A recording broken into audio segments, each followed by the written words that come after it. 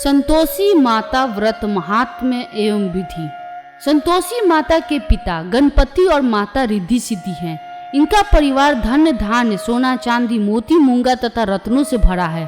पिता गणेश की कृपा से दरिद्रता और कलह का नाश, घर में सुख तथा शांति, बाल गोपाल से भरा परिवार, व्यापार में लाभ ही लाभ, मन की सर्व कामनाओं की पूर्ति और शोक विपत्ति चिंता आदि सब दूर होती है। कथा प्रारंभ करने से पहले पवित्र स्थान पर एक तांबे का कलश जल से भरकर रखें। उस कलश के ऊपर एक कटोरी में गुड़ और चना रखें। ध्यान रहे प्रसाद सदैव सवैया ही चढ़ाया जाता है, जैसे 1.25 रुपए का, 2.5 रुपए का आदि। अपनी क्षमता के अनुसार ही प्रसाद लें। माता प्रेम व श्रद्धा की भूखी है, मात्रा की नहीं। कथा कहने वाला अपने सीधे हाथ में गुड़ व चना रखे। कथा श्रवण करने वाला समय समय पर संतोषी माता की जय बोलते रहें। कथा समाप्त होने पर आरती करे तथा कलश में रखा जल पहले पड़े घर में छिड़के, फिर शेष जल तुलसी को चढ़ा दे। कथा कहने वाला अपना हाथ में रखा गुड़ और चना गौ माता को खिलाए। इसके पश्चात कटोरी में रखा प्रसाद कथा सुनने वालों तथा घर के सदस्यों में बांट दे। एक समय भोजन करे। जितने शुक्रवार व्रत करने का संकल्प किया हो वह समय पूरा होने पर उद्यापन करना आवश्यक है। उद्यापन में घर के तथा पड़ोस के बच्चों को बुलाकर भोजन करवाकर यथाशक्ति दक्षिणा दे। इस दिन घर में कोई खटाई का सामान न बनाए। विधि के अनुसार व्रत करने से व्रतकर्ता की सभी मनोकामनाएं पूर्ण होगी। परिवार में सुख शांति और व्यापार में उन्नति के लिए यह व्रत सर्वोत्तम तथा अत्यधिक सरल है। संतोषी माता व्रत कथा। एक बुढ़िया के 7 बेटे थे। 6 बेटे कमाने वाले थे और एक बेटा निकम्मा था। बुढ़िया माँ 6 पुत्रों का जूठा 7वें को देती। 7वां पुत्र एक दिन अपनी पत्नी से बोला, देखो मेरी माता को मुझ पर कितना प्रेम है। वह बोली, क्यों नहीं, सबका जूठा बचा हुआ तुमको खिलाती है। वह बोला, जब तक आंखों से न देखूं मान नहीं सकता। पत्नी ने हंसकर कहा, देख लोगे तब तो मानोगे। कुछ दिन बाद एक बड़ा त्योहार आया। घर में 7 प्रकार के भोजन और चूरमा के लड्डू बने। वो पत्नी की बात को जांचने के लिए सिर दर्द का बहाना बनाकर पतला कपड़ा सिर पर ओढ़कर रसोई में जाकर सो गया और कपड़े में से सब देखता रहा। 6 भाई भोजन करने आए। उसने देखा माँ ने उनके लिए सुंदर सुंदर आसन बिछाए, 7 प्रकार की रसोई परोसी और आग्रह कर कर के उन्हें भोजन कराती रही। वह देखता रहा। 6 भाई भोजन कर उठ गए। तब माँ ने उनकी थालियों में से लड्डुओं के टुकड़ों को उठाया और एक लड्डू बनाया। जूठन साफ कर माँ ने उसे पुकारा, उठ बेटा उठ, तेरे भाइयों ने भोजन कर लिया, तू भी उठकर भोजन कर ले। उसने कहा, माँ मुझे भोजन नहीं करना, मैं परदेश जा रहा हूँ। माता ने कहा, कल जाना हो तो आज ही जा। वह बोला, हाँ हाँ जा रहा हूँ। यह कहकर वो घर से निकल गया। चलते समय उसे पत्नी की याद आई। वह गौशाले में कंडे थाप रही थी। वहां जाकर वह बोला, मेरे पास तो कुछ नहीं है, यह अंगूठी है, सो ले लो और अपनी कोई निशानी मुझे दे दो। वह बोली, मेरे पास क्या है, यह गोबर भरा हाथ। यह कहकर पत्नी ने उसकी पीठ पर गोबर के हाथ की थाप मार दी। वह चल दिया। चलते चलते दूर देश में पहुंचा। वहां एक साहूकार की दुकान थी। वहां जाकर बोला, सेठ जी मुझे नौकरी पर रख लो। साहूकार को नौकर की सख्त जरूरत थी। साहूकार ने कहा, काम देखकर तनख्वाह मिलेगी। उसने कहा, सेठ जी जैसा आप ठीक समझे। उसे साहूकार के यहाँ नौकरी मिल गई। वह वहां दिन रात काम करने लगा। कुछ दिन में लेन देन, हिसाब किताब, ग्राहकों को माल दुकान का बेचना, सारा काम करने लगा। साहूकार के 7-8 नौकर थे। वे सब चक्कर खाने लगे, लेकिन उसने अपनी लगन, परिश्रम और ईमानदारी से सभी को पीछे छोड़ दिया। उसे अपने किए का फल मिला। सेठ ने भी उसका काम देखा और 3 महीने में ही उसे मुनाफे में साझीदार बना लिया। परिश्रम करते करते 12 वर्ष में ही वह नगर का नामी सेठ बन गया और सेठ अपना सारा कारोबार उस पर छोड़कर बाहर चला गया। इधर उसकी पत्नी पर क्या बीती वह सुने। सास ससुर उसे दुख देने लगे। गृहस्थी का काम करवाकर उसे लकड़ी लेने जंगल में भेजते। इस बीच घर की रोटियों के आटे से जो भूसी निकलती उसकी रोटी बनाकर रख दी जाती और फूटे नारियल के नरेली में पानी दिया जाता। इस तरह दिन बीतते रहे। एक दिन वह जब जंगल में लकड़ी लेने जा रही थी तब उसे रास्ते में बहुत सी स्त्रियां संतोषी माता का व्रत करती दिखाई दी। वो वहां खड़ी होकर पूछने लगी, बहनों, यह तुम किस देवता का व्रत करती हो और इसके करने से क्या फल होता है? इस व्रत के करने की क्या विधि है? यदि तुम अपने इस व्रत का विधान मुझे समझाकर कहोगी तो मैं तुम्हारा बड़ा एहसान मानूंगी। उनमें से एक स्त्री बोली, सुनो, यह संतोषी माता का व्रत है।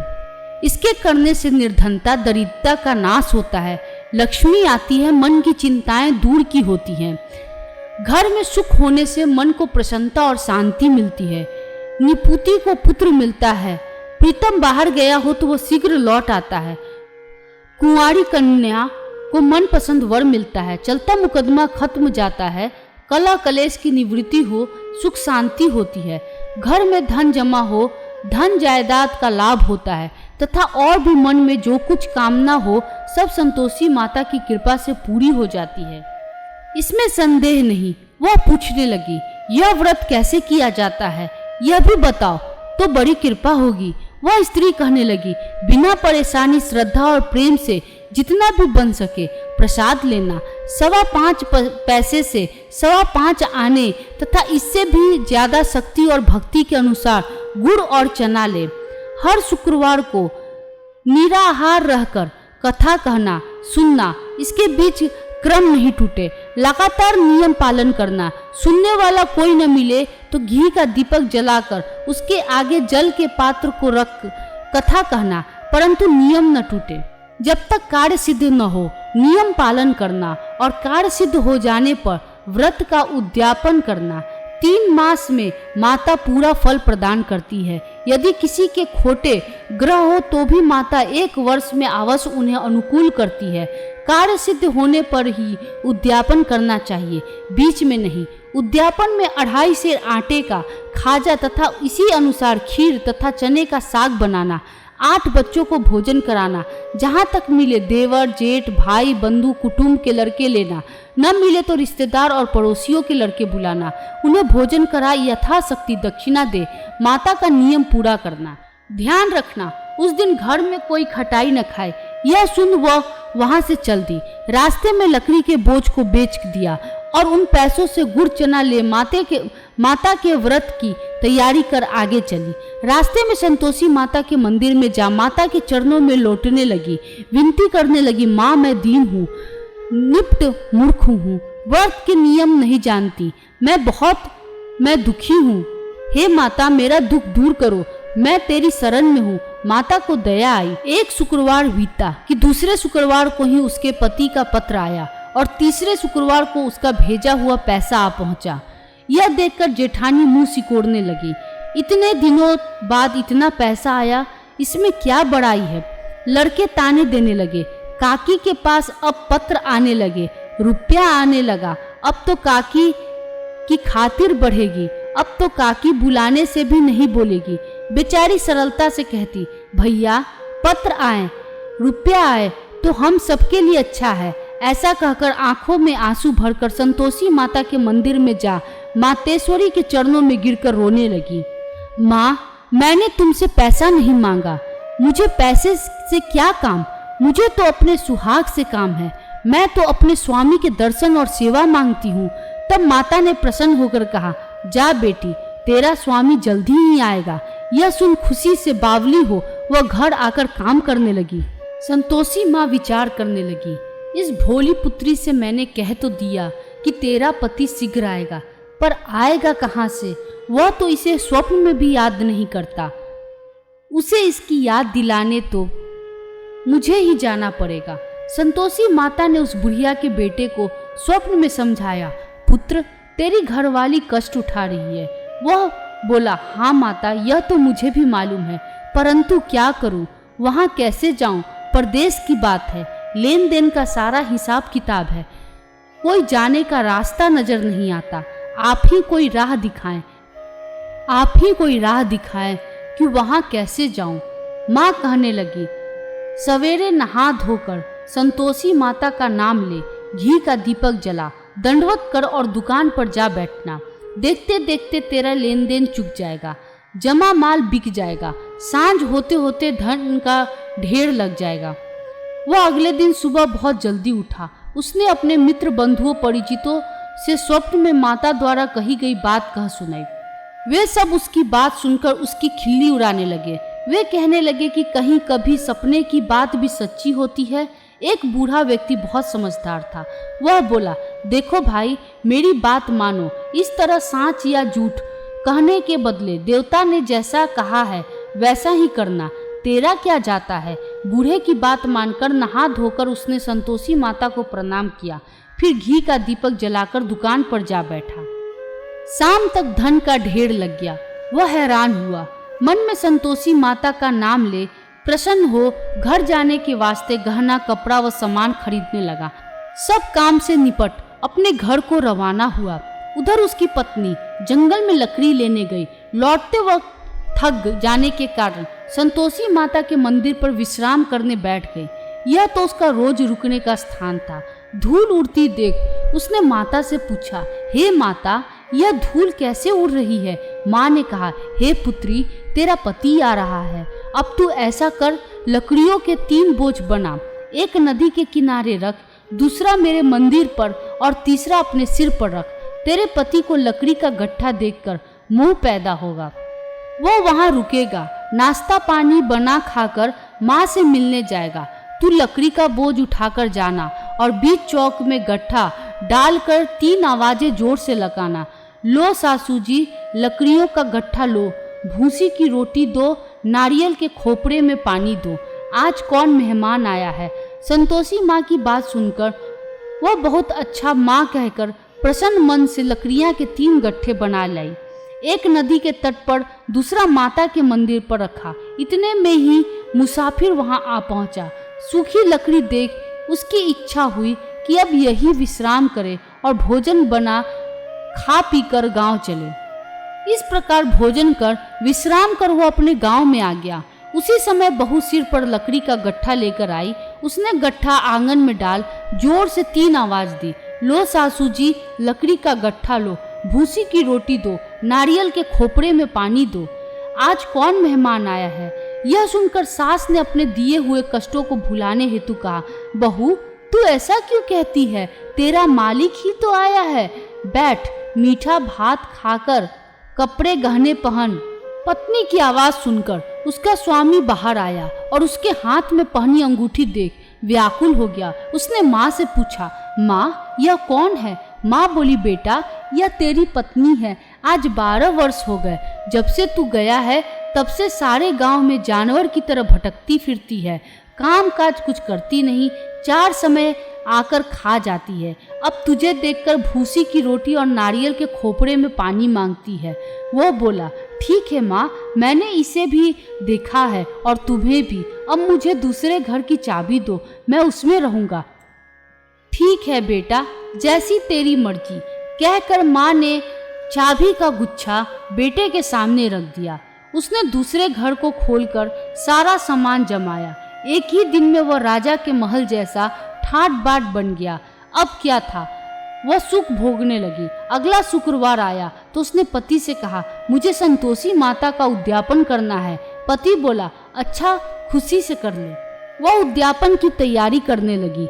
जेठ के लड़कों को भोजन के लिए कहने गई। उन्होंने मंजूर किया, परंतु पीछे से जेठानी ने अपने बच्चों को सिखलाया, देखो रे, भोजन के समय सब लोग खटाई मांगना, जिससे उसका उद्यापन पूरा न हो। लड़के भोजन करने आए, खीर पेट भरकर खाई, परंतु बात याद आते ही कहने लगे, मुझे कुछ खटाई खाने को दो, खीर खाना हमें भाता नहीं, देखकर अरुचि होती है। लड़के उठ खड़े हुए, बोले, पैसे लाओ। भोली बहू कुछ जानती न थी, उसने उन्हें पैसे दे दिए। लड़कों ने बाजार जाकर उन पैसों से इमली खरीदी और खाई। यह देखकर बहू पर माताजी ने कोप किया। राजा के दूत उसके पति को पकड़ कर ले गए। जेठ जेठानी मनमाने खोटे वचन कहने लगी। लूट लूट कर धन इकट्ठा कर लाया था, सो राजा के उसे पकड़ कर ले गए हैं। अब सब मालूम हो जाएगा। जब जेल की रोटी खाएगा बहू यह वचन सहन नहीं कर पाई। वह संतोषी माता के मंदिर में गई और कहने लगी, माता तुमने यह क्या किया? हंसाकर क्यों रुलाने लगी? माता बोली, पुत्री तूने मेरा व्रत भंग किया है, इतनी जल्दी सब बातें भुला दी। वह बोली, माता भूली तो नहीं हूँ, ना कुछ अपराध ही किया, मुझे तो लड़कों ने भूल में डाल दिया, मुझे क्षमा करो माँ। माँ बोली, ऐसी भूल भी कहीं होती है? वह बोली, माँ अब भूल नहीं होगी, अब बताओ मेरे पति कैसे आएंगे? माँ बोली, पुत्री जा, तेरा पति तुझे रास्ते में ही आता मिलेगा। वह मंदिर से निकलकर बाहर आई तो रास्ते में उसे अपना पति आता हुआ मिला। उसने पूछा, कहाँ गए थे? वह बोला, इतना धन जो कमाया है उसका कर राजा ने मांगा था, वो भरने गया था। वह प्रसन्न होकर बोली, भला हुआ, अब घर चलो। फिर अगला शुक्रवार आया। वह बोली, मुझे माता का उद्यापन करना है। पति ने कहा, ठीक है करो। वह फिर जेठ के लड़कों से भोजन करने को कहने गई। जेठानी ने लड़कों को सिखा दिया कि तुम पहले ही खटाई मांगना। लड़के भोजन करने बैठे, परंतु भोजन करने से पहले ही कहने लगे, हमें खीर पूरी नहीं भाती, जी बिगड़ता है, कुछ खटाई खाने को दो। वह बोली, खटाई खाने को नहीं मिलेगा, खाना हो तो खाओ। उनके उठकर चले जाने पर उसने ब्राह्मणों के लड़के को बुलाकर भोजन करवाया। दक्षिणा की जगह उन्हें एक एक फल दिया। इससे संतोषी माता प्रसन्न हो गई। माता की कृपा से 9 माह बाद उसको चंद्रमा के समान एक सुंदर पुत्र प्राप्त हुआ।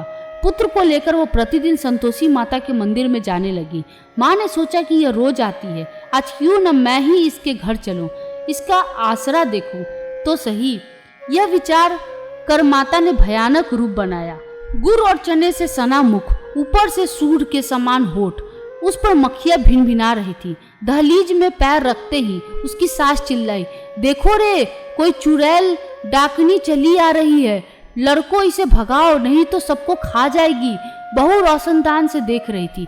वह प्रसन्न हो उठी, आज मेरी माता मेरे घर आई है। यह कहकर दूध पीते बच्चे को गोद से उतार दिया। उस पर उसकी सास क्रोध से भरकर बोली, अरे रोड, इसे देखकर कैसी उतावली हुई जो बच्चे को पटक दिया। इतने में माँ के प्रताप से जहाँ देखो वहाँ लड़के ही लड़के नजर आने लगे। बहू बोली, माँ जी, मैं जिनका व्रत करती हूँ यह वही संतोषी माता है। इतना कहा उसने झट से घर के सारे किवाड़ खोल दिए। सबने माता के चरण पकड़ लिया और विनती कर कहने लगे, हे माता, हम मूर्ख हैं, अज्ञानी हैं, तुम्हारे व्रत की विधि हम नहीं जानते, तुम्हारा व्रत भंग कर हमने बड़ा अपराध किया है। हे माता, आप हमारे अपराधों को क्षमा करो। इस प्रकार बार बार कहने पर संतोषी माता प्रसन्न हुई। इसके बाद उसकी सास कहने लगी, हे संतोषी माता, आपने बहू को जैसा फल दिया वैसा सबको देना। जो यह कथा सुने या पढ़े उसका मनोरथ पूर्ण हो। बोलो संतोषी माता की जय।